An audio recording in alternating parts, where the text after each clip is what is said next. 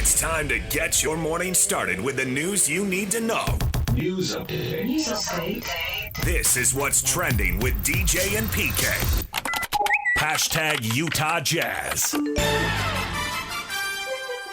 It feels like he's finishing way better at the rim, playing in straighter lines, not trying to bait for fouls as much. But the free throw line's been a big part of his life this part of the season. But it's because he's not fishing for fouls. He's just using his athleticism and his burst, and he's playing in straight lines. You know, I think it's 16 shots, 5 of them are threes. Maybe you'd want him to shoot 1 or 2 more, but in general, we want Keontae to be somebody who's putting pressure on the rim. He's making better reads in the half court. Mostly, to me, it's what's happening around the basket is why he's scoring better. He's not settling too much for jumpers. There's Coach Will Hardy on Keontae George and why he's looked better through the first 8 games of the year. Game number 9 tonight. The Utah Jazz are in Minnesota to play the Timberwolves. And PK, it's an NBA Cup game, so there's going to be a funky-looking court tonight. Yeah, that's fine. I don't really care about that. But if they want to do it, if you don't care about it, then you don't criticize it. I don't care about it. I couldn't tell you who won last year, but they're trying to make something out of something. Yeah. That's fine. I give them credit for doing it. Everybody calls him Key. I think I'm going to call him Ante. Ante? Yeah, why do you want him shooting? So you want 1 or 2 more empty possessions? Yeah, I didn't understand that. I don't know. I didn't know if he wanted that as an average or if he had passed up 1 or 2 good ones in that game. Okay, that's another story. Right, and I didn't know which one he was referencing when he said that. If you're shooting 25% from 3, I don't want you to take any, actually. It's not a good number. Because you're doing so well, and when you get to the line, it's virtually automatic. And so, overall, the kid has been playing like there's something there. He's taking a clear step forward. That's what matters the most. And he's still looking to pass the ball. You know, he's averaging, he's had a couple of 10-assist games. He might break Stockton's record. Which is, number 1, not going to happen. And number 2, the more important thing, I see him taking shots sometimes, and I'm thinking, I don't care if you shoot. I just don't want you to shoot when you have the ball first. Involve other people. If the ball comes back and you get a good shot, great.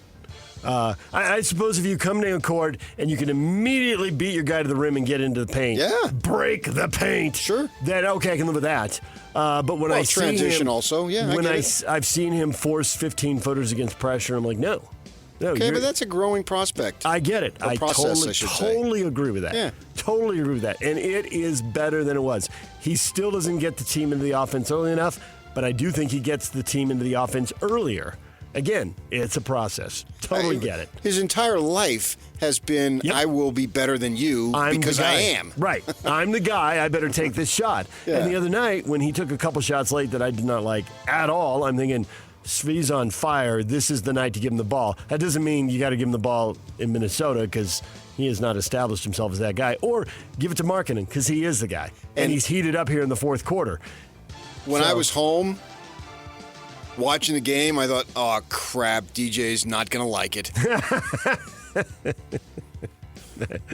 You're making notes to self. And Ante is going to have to hear about it. Ante is going to. No, I don't think he's going to hear about it. Well, I suspect he does hear about it from somebody on the coaching staff. But not in a slam the clipboard kind of way. In a go over every possession. Yeah. Here's what you did. This is why that was perfect. That was the right decision right here because you read this and you did that. That's great. Then the next possession. Is that really that good a shot?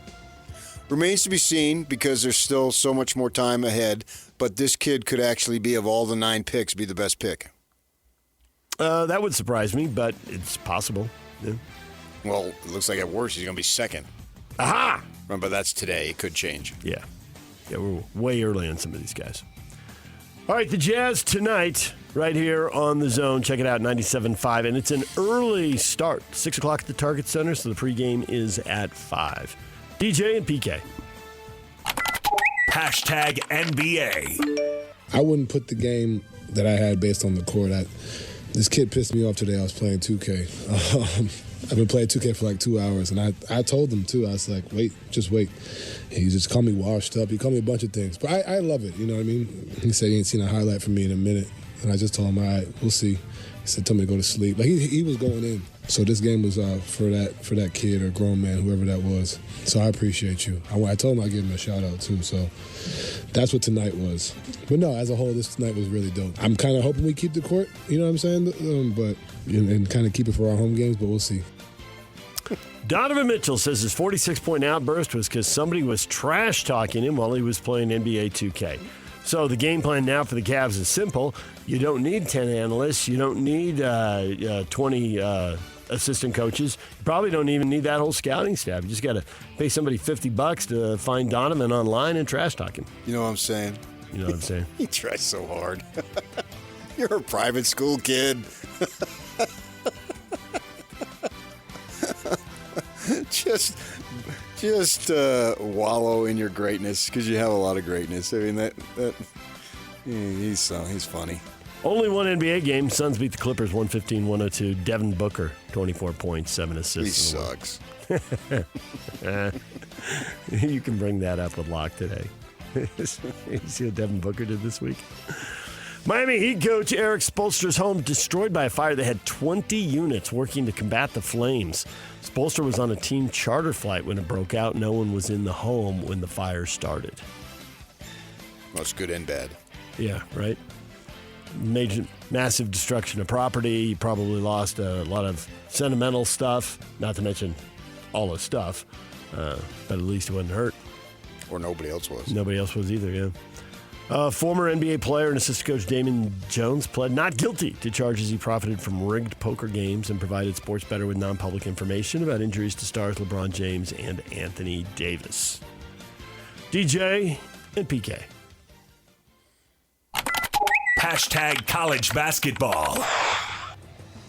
Utah State Aggies are in Frisco, Texas to take on the VCU Rams. Tonight, 6 p.m. Coverage on 1280 The Zone will begin at 5 p.m. Ready for some college hoops? Or it's just too early? You got football on your mind?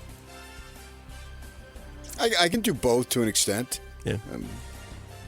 But, I mean, obviously, football as we approach the weekend and on Saturday is taking precedent above everything. Utah Tech is in Tucson to take on 13th-ranked Arizona. Utah Tech isn't on TNT every night, but they are tonight. So you want to watch 13th-ranked Arizona. A lot of Big 12 basketball. I saw TCU was on last night. I was channel surfing. So you're going to see a Big 12 hoops games scattered across TNT this year. TNT, I wonder what they can develop it, now they lost the NBA. Can it really be something that almost to an extent like a quasi Pac-12 network, which obviously never got the distribution they were looking for? I would assume TNT has that distribution because they do a phenomenal job with this pregame and postgame stuff. It reminds me of the Pac-12 network in terms of what they're allotting and the commitment that they're making. And I know the league is ecstatic about it. It doesn't have the numbers yet, but is it something that it can grow? I mean, everybody's got it. It's very easy to go find. Yep. And they're doing a great job with it. I think they do a little bit for a while here until the TV deals are up at the end of the decade, and then it'll be interesting to see how much money they throw at it and which leagues they throw the money at. But it's easy to see them doing double headers, East Coast, West Coast. Why not? They still have the hockey, so it's not like they're going to be doing it every night of the week, but they're definitely going to have a few nights they can open up and string some games together. Hoops tomorrow. Weber State's at Utah, 5 o'clock. That one's on ESPN+. BYU will host Holy Cross at the Marriott Center, 7 o'clock on ESPN+. DJ PK. Hashtag NFL. What'd you think about some of their reaction, the boos and that kind of thing? Well, I've been booed before and I'll be booed again, so not going to be the last time. It's obviously unfortunate. You don't want your own fans booing you, but, it's part of it. Denver fans booing. Broncos winning. They beat the Raiders 10-7. Bo Nix with a couple of interceptions, including one late that set the Raiders up with good field position, but they missed the field goal, and the Broncos get out of there with the win. Not every Thursday night football game gets ugly, but a lot of them do, and certainly I think more than we see on Sundays. If they're going to go to this double bye, which is long rumored, and we'll see if they do it, I wish they'd put them in front of these Thursday night games because it's just clear that combination of the guys being beat up and lack of preparation time, there are too many ugly games on Thursday night, and that was one of them.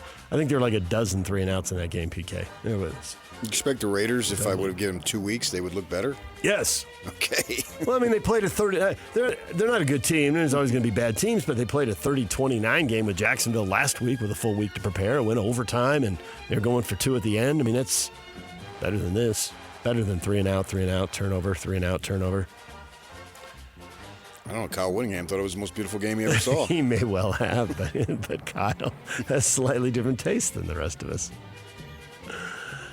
All right, intriguing games in the NFL this weekend. The Steelers are playing the Chargers, so there's a couple teams that, as we sit here at midseason, we think are sitting in prime playoff position. The Steelers with a 2-game lead in the AFC North.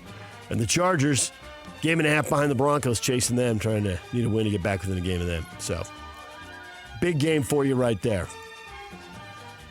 You're bobbing your head. Do you hear music only you hear? Or are you thinking about a game that intrigues you this week? Ravens, Vikings, I don't know. I mean, this is games. They're all games. Rams, Niners, that's a good one in the NFC West where there's 3 teams bunched at the top. Niners have already played the Rams once. Can they get them again? Beat them 26-23 in that first meeting. Can they sweep the season series and give them a 3rd loss? You figure out which game you're going to pick? Picks are coming up at 8:50. If not. Lock of the week. No. All right. Still mulling that over. Yak, you know what you're going to do? Or you just narrow it down to a couple? Yak's bobbing his head in there. He's got something in mind. Patriots, Bucks. There's a couple teams that haven't been power brokers, but they are looking good this year in a big way. Patriots are 7-2. Bucks are 6-2. They're playing in Florida.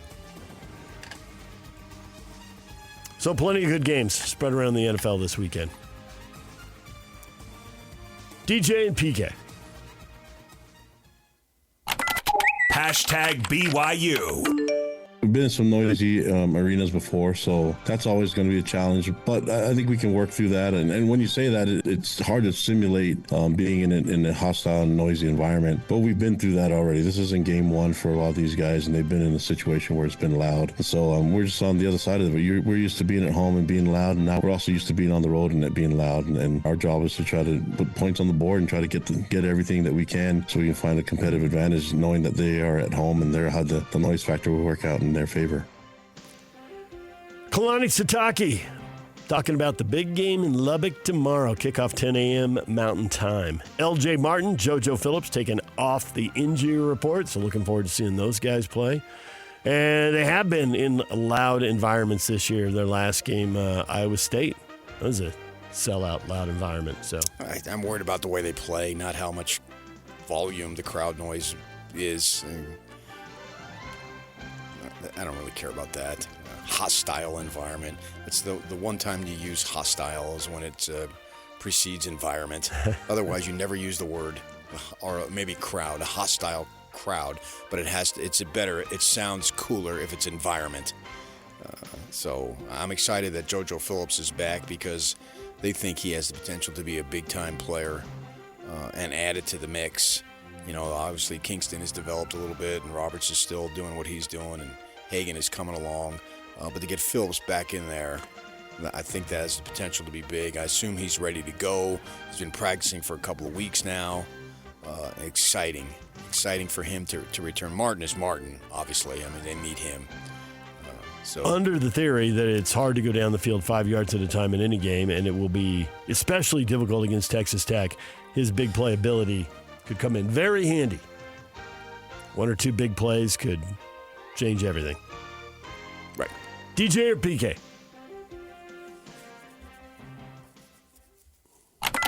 Hashtag Utah State. Utah State at home, facing Nevada, 5:30. CBS Sports Network coverage on 1280 The Zone will begin at 4:30 with Scotty G on the call.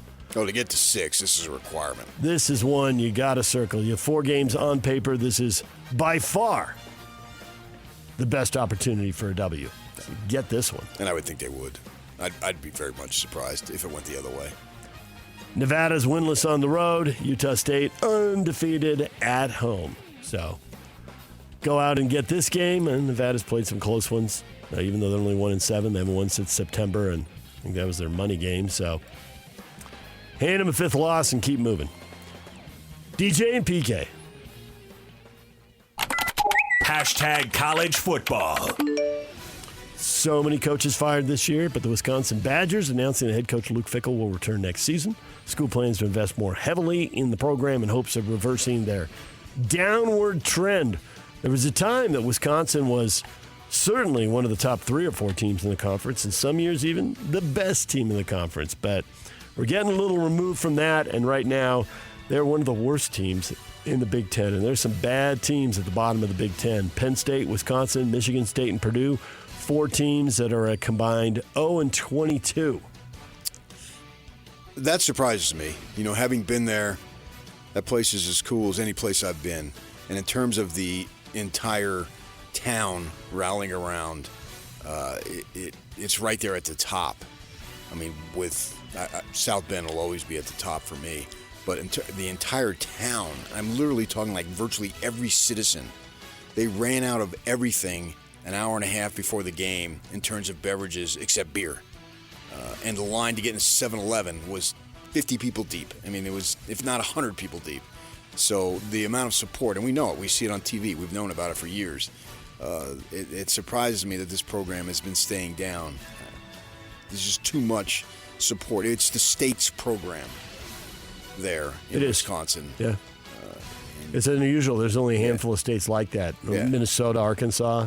There's probably somebody else out there. But to have just one team and not have the in-state rivalry, everybody rallies around them. Yeah. So I would think that they would be back up. I don't know when. I can't say soon. But it's more surprising that they're down rather than that they're up. They have lost 6 in a row. And Luke Fickell had it going at Cincinnati when they hired him, but it has been a mess at Wisconsin. And they're playing Washington this week. That could be 7 in a row. They are at home. Yeah. And Indiana the week after. That could be 8 in a row. Well, finish it off then. Illinois, Minnesota. You are scheduling. You are the schedule man. They don't get to play any of those other winless teams in the Big Ten. So see if they can get themselves on track a little bit. But Luke Fickell will be back. Northwestern and USC tonight. Fox, 7 p.m. You're looking for a little college football tonight. A big game in the Big Ten right there. Go Wildcats. Oregon and Iowa, 1:30 on CBS tomorrow. That's a game for all you Ute fans. Oregon on the road at 20th ranked Iowa. That could be an intriguing game. If Oregon gets beat, presumably they fall in those rankings. They're one of the teams in front of the Utes. The Utes need to hop over if they're going to get into the playoff. You think that a 2-loss Oregon team is going to be kept out? No, because they'd probably get a couple big wins over USC and Washington. But I think if they lose to Iowa and they split those last 2 games, I think a 3-loss Oregon team is out. Okay. And they've got a pretty difficult November schedule. So Navy, Notre Dame. Notre Dame's another team. I wouldn't expect them to slip up against Navy, but Navy, Notre Dame, 5:30 NBC brand Saturday name. night. Brand name what? Notre Dame. You go with the brand names. Right. Yes, especially home against Navy. They could play on planet Pluto against Navy, and you would go with Notre Dame. Notre Dame would be a road game. I think Notre Dame goes to Annapolis to play. Go play in New York. They've gone there before. Go play in New York or Philly. DJ and PK.